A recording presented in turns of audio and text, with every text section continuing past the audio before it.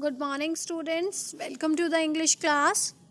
Today we are going to discuss speech writing. So, let us first of all discuss the format of speech writing. So, the format must include an opening address in the beginning, means the addressing to the audience, and a conclusion with a formal thanks to audience at the end. So this is all the format of the speech, and these things we must keep in mind, that first of all in the beginning we should address the audience, that good morning and all, and then in the end you just have to be thankful towards the audience that they all just cooperated you and listened to you carefully and respected your views also. Let us see. In the speech, you just try to start it with a slogan, quote, or a catchy phrase in the beginning, and then address the audience, or directly start by addressing the audience, just like a warm good morning to the principal, teachers, and all my dear friends. I feel privileged to get an opportunity to express my views on the topic we will mention, or we can address the audience like this also, like, ladies and gentlemen, I feel privileged to get an opportunity to express my views on, then we will mention the topic. Okay, so this is just the beginning, and as I have said, that slogan, quote, or catchy phrase makes your speech attractive, and to grab the attention of the audience, they are quite helpful. So we can begin our speech with slogan, quote, or catchy phrase also, or directly also we can start. Then development of the topic.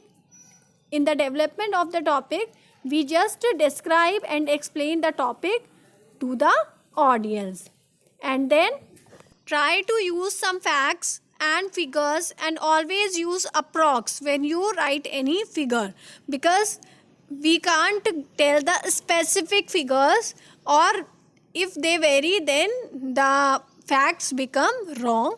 Therefore we can say approx. Okay, so now let us see that what we should write in paragraph first. So in para 1, addressing the audience plus introduction about your topic, means what is your topic and on which you are going to speak. You must explain that along with the addressing in the speech. Then in para 2, explain the detail about your topic and explain its effect on our life, either good or bad, and how things have changed as compared to the past. Means we can take the examples from the past to make our speech effective. Okay, and complete comparison can also be drawn, or its effects, means whatever our topic is, if its effect on the society or children or elder is good, then explain it in that manner. Of its effect is bad, then also explain it in that manner. Let us see what we should write in paragraph 3. So first of all we will write the conclusion in that what we conclude from the complete speech. Then in the end, we will formally thank the audience for being the patient listener, plus for appreciating the views of the speaker. So this we should mention in it.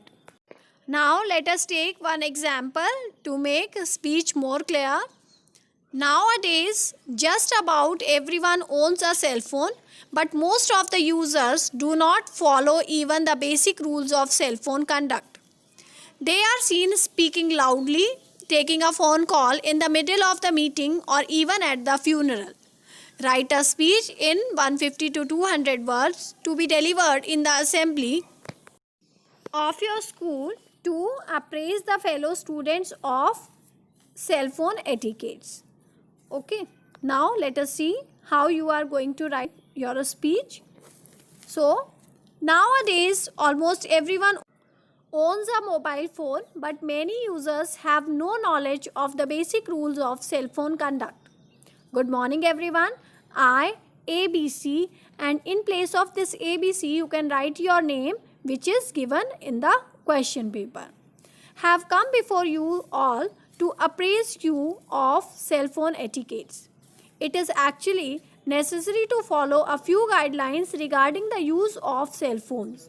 Your cell phones does not have to go everywhere you go. There are times when you should never answer your cell phone, especially in the places of worship and funeral homes.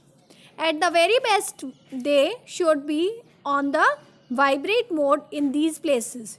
Use your quiet inside voice and do not yell into your cell phone. Be courteous to others. Write of not being disturbed by your megaphone range voice. In social situations where you are entertaining friends or clients, do not have long cell phone conversations as it gives the impression that you don't value the time and presence of the person in front of you. If your phone rings while you are driving, wait till you have pulled over before you answer or return the call. Your life and the life of the people around you is of much more value than cell phone user. Be aware of your surroundings before making or receiving a call, and you have respect for those around you. So, this will help others to appreciate your good judgment and consideration. Thank you. So, this is the concluding part of the speech. I hope you all have understood how to write a speech. Thank you.